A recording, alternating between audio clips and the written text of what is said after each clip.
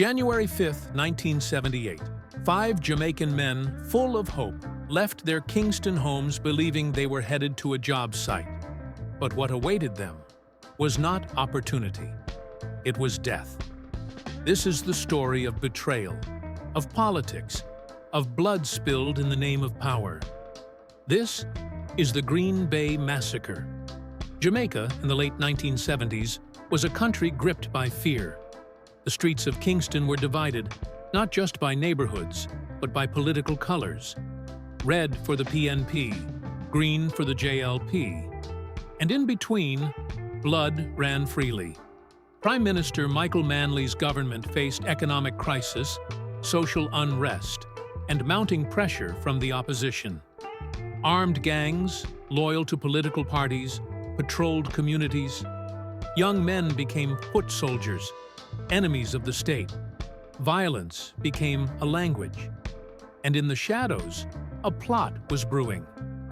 In early January, a man named Norman Thompson, a political activist from South Side, a PNP stronghold, was offered work by someone he trusted.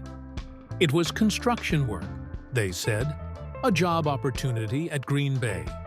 He gathered a few friends, Glenroy Richards, Lloyd Fraser, Anthony Trout, and Winston Hamilton. They were all young, poor, and hopeful. They boarded a minivan, unaware they were being followed.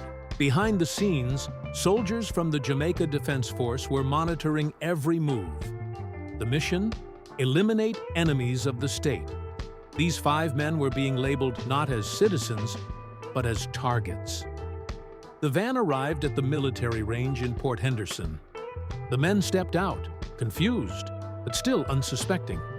Then, gunfire. Bursts of automatic rounds echoed through the hills. One by one, they fell. No warning, no mercy, no chance to run. The bodies lay twisted on the red dirt. Soldiers later claimed the men were armed, that it was self-defense. But no guns were ever recovered from the victims. Witnesses said the men had been unarmed and ambushed. It was an execution. The public outcry was immediate. Newspapers questioned the military's story. Grieving mothers and fathers demanded answers. Prime Minister Michael Manley's administration ordered a commission of inquiry. Evidence surfaced of a deliberate operation, a military sting to eliminate perceived political threats. The mission had been codenamed Operation Green Bay, but justice never came. No soldier was convicted, no one held responsible.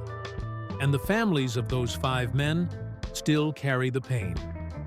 The Green Bay Massacre became a symbol, a reminder that in Jamaica's darkest political days, the line between justice and murder was erased.